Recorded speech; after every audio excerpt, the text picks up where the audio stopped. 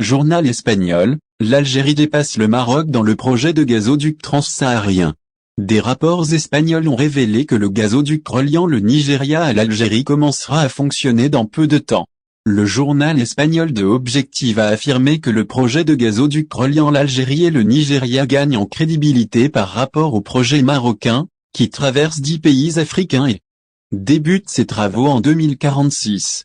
Le journal a souligné l'importance du projet de gazoduc qui reliera les deux pays.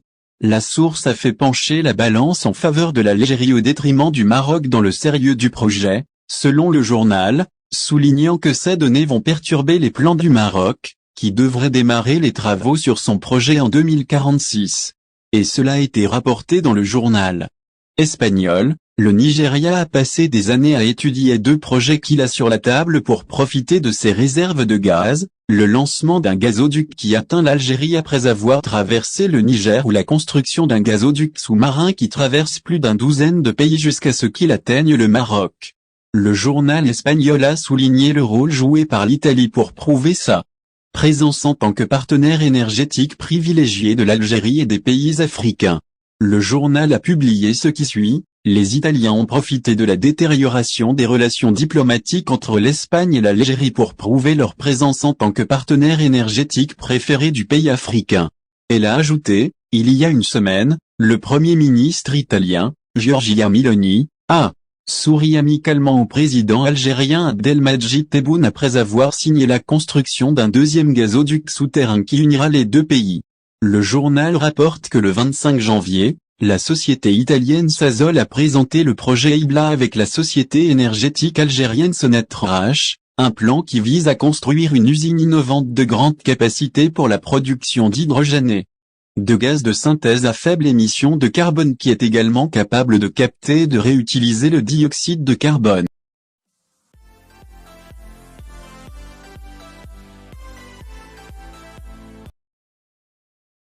Amira Bouraoui, les services français et l'avocat sioniste François Imray.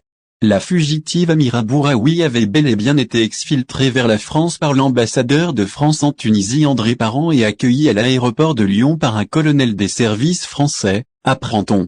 Pour la coïncidence, Amira Bouraoui est accueillie à Lyon, la ville qui vient d'interdire la parole au militant et avocat franco-palestinien Salah Hamouri, expulsé arbitrairement par l'entité sioniste le 18 décembre dernier. À son arrivée à l'aéroport de Lyon en provenance de Tunis, après vérification de ses documents de voyage, la police des frontières françaises avait décidé de ne pas l'autoriser à rentrer sur le territoire français. L'intervention du colonel des services français en décidait autrement, puisqu'elle lui permet d'éviter une éventuelle expulsion du territoire français mais, un colonel des services français était à l'accueil pour lui éviter une expulsion du territoire français, après que l'ambassadeur de France en Tunisie lui a évité son départ expulsion le lundi 6 février vers l'Algérie, car elle était en situation irrégulière en Tunisie. Ce colonel des services qui a facilité son entrée en France a l'habitude de collaborer avec la militante Amira Bouraoui. Bouraoui a quitté Tunis, lundi 6 février dans la soirée, à bord d'un vol de la compagnie Transavia en direction de Lyon, après des heures de négociations serrées entre les autorités françaises et tunisiennes, souligne le média français Le Monde, porte-voix des services de renseignement français. Placée sous contrôle judiciaire et interdite de sortie du territoire algérien, elle franchissait le territoire tunisien illégalement, avant d'être arrêtée vendredi dernier par les autorités tunisiennes avant de prendre l'avion pour la France munie d'un passeport français. L'ancien diplomate français, et avocat à l'origine de la fuite d'Amira Bouraoui, n'est autre que François Imray, proche de l'ancien chef de la diplomatie française, Laurent Fabius, défenseur de l'organisation terroriste du Front d'Al-Nusra. François Imray devient par conséquent l'avocat des exfiltrés, puisqu'il défend aussi le célèbre patron de Peugeot-Nissan en l'occurrence Carlos Ghosn qui avait réussi à fuir les prisons nippones pour se réfugier au Liban. Il convient de souligner que François Imray était ambassadeur pour les droits de l'homme et chargé de la dimension internationale de la Shoah au ministère français des Affaires étrangères. Socialiste nommé sous Nicolas Sarkozy ambassadeur pour les droits de l'homme, François Imray se fait connaître par ses accointances avec les activistes du monde arabe, bien impliqués dans le régime change, destiné à démanteler les États-nations. Et ce n'est pas un hasard, si l'ancien diplomate français devient le défenseur de l'écrivain égyptien Laha al-Aswany poursuivi devant un tribunal égyptien. Il n'hésita pas à évoquer cette affaire devant la Commission des Nations Unies en vue de condamner les autorités égyptiennes au sujet de l'auteur de Emara Yaakoubian, ancienne eurodéputée dans une institution européenne éclaboussée par la corruption et le nom des droits de l'homme. François Imre est un ardent défenseur de l'entité sioniste.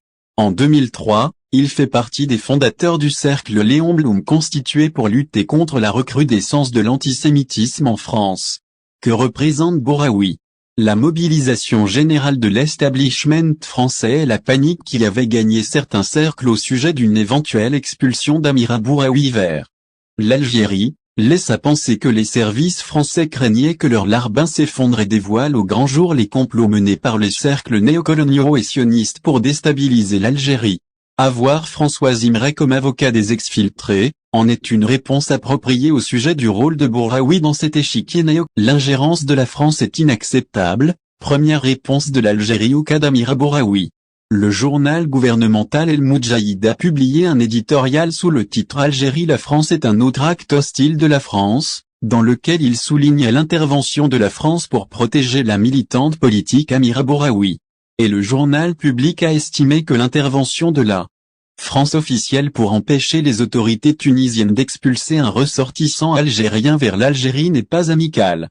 Et l'éditorial de Moudjahid affirmait que la France, qui fait face à une colère généralisée en Afrique à cause de sa politique néocoloniale, ne changera jamais.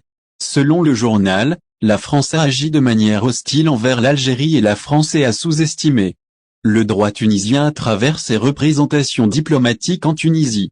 Elle a expliqué que la représentation diplomatique française en Tunisie a mené le processus de passage clandestin d'une citoyenne algérienne, vers la France, après qu'elle devait être expulsée vers l'Algérie en raison de sa présence illégale sur le sol tunisien. L'éditorial ajoute, les Algériens en ont assez de ce comportement hostile de la France. Le journal gouvernemental estime que cette politique française, qui fait un pas en avant et 10 en arrière, ne calmera pas les esprits et provoquera un refroidissement des relations bilatérales avec l'Algérie, pointant du doigt la prochaine visite du président Tebboune en France. La rédaction a estimé que Paris, par cette démarche, avait nui aux relations bilatérales entre les deux pays au moment où la tension entre eux s'était apaisée sur fond de visite du président français Emmanuel Macron en Algérie. La même source a laissé entendre que la mesure française provoquerait des tensions dans les relations entre l'Algérie et la France au moment où les deux pays se coordonnent pour préparer la visite du président Tebboune en France.